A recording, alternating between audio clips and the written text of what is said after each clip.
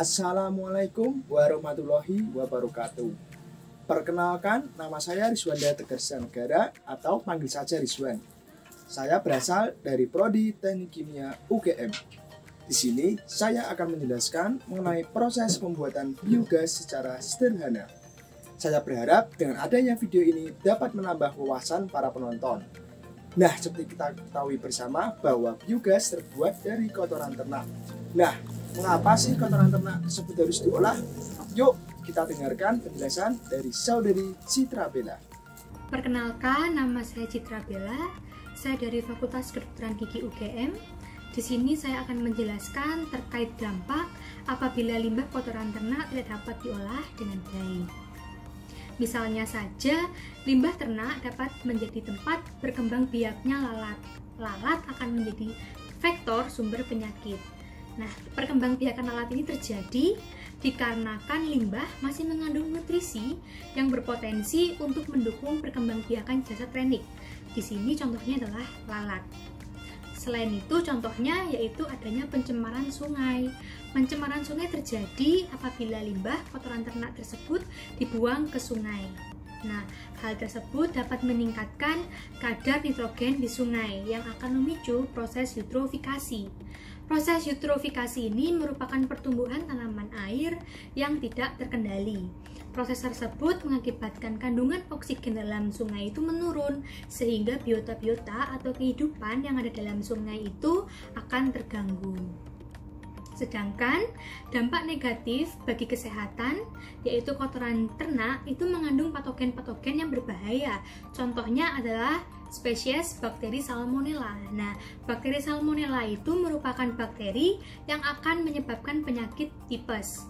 Dampak lainnya yaitu adanya gas metan. Nah, gas metan itu dihasilkan dari kotoran sapi.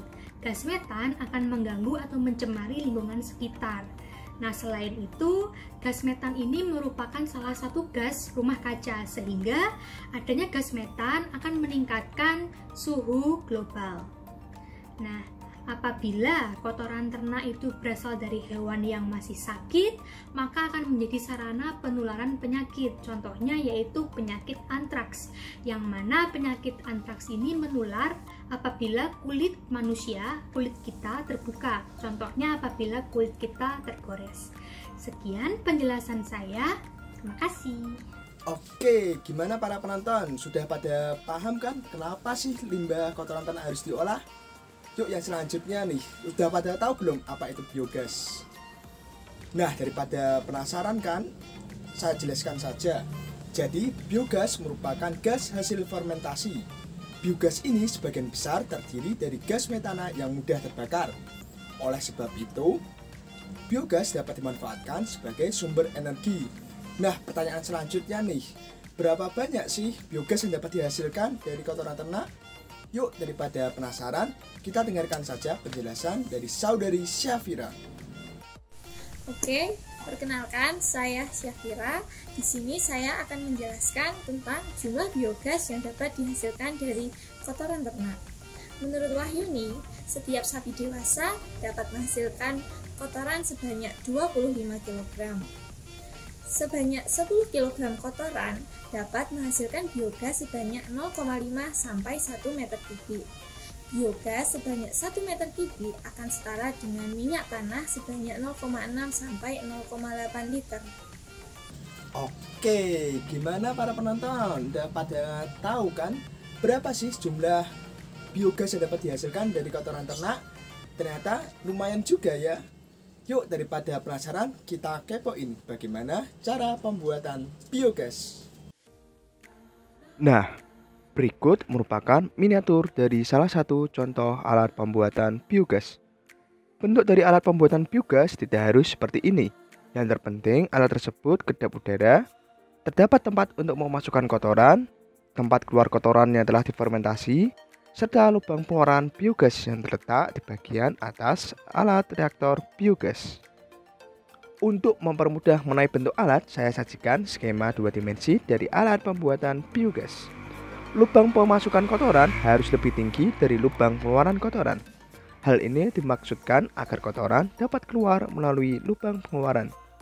Kemudian bagian atas alat biogas berfungsi untuk menampung biogas yang terbentuk, sehingga lubang pengeluaran biogas terletak di atas.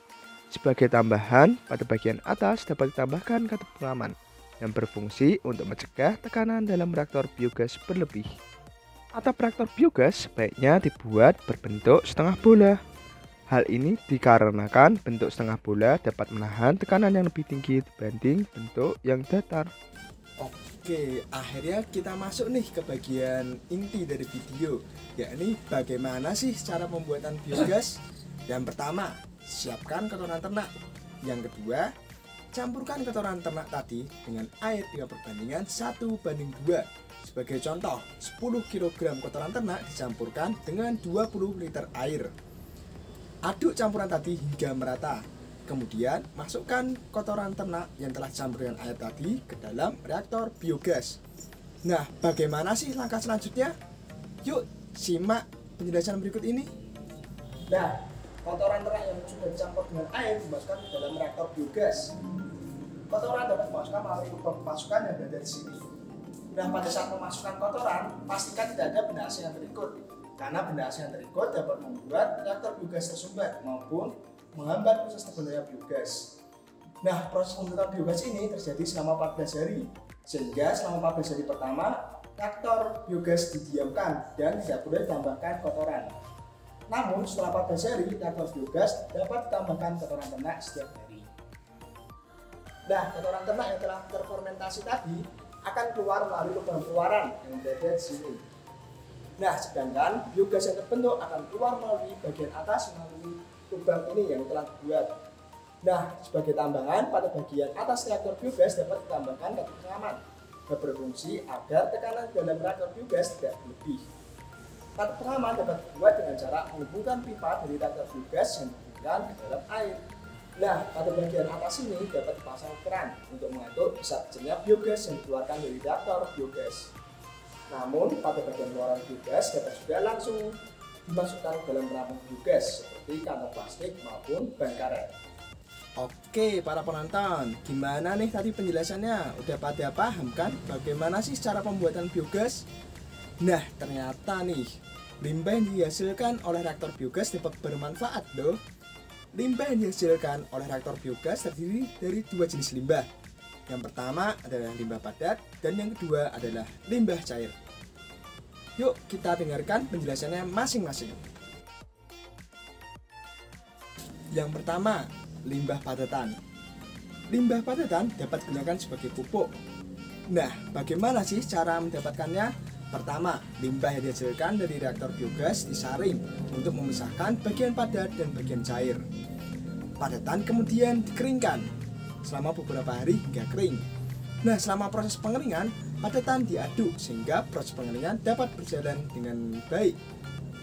Nah, padatan yang sudah kering dapat dicampurkan dengan sekap padi dan diaduk hingga merata. Padatan tadi sudah siap untuk dijadikan pupuk. Yang kedua, limbah cair. Limbah cair ini diperoleh dari hasil penyaringan limbah reaktor biogas. Nah, cairan ini didiamkan selama 1 minggu di tempat tertutup. Setelah 1 minggu, cairan tersebut disaring untuk memisahkan padatan yang tersisa. Cairan tadi kemudian disimpan kembali selama 1 minggu. Nah, pada fase ini, cairan dapat ditambahkan nutrisi seperti tepung kerabang dan tepung tulang. Nah, setelah 1 minggu, cairan kemudian disaring kembali untuk memisahkan padatan yang tersisa.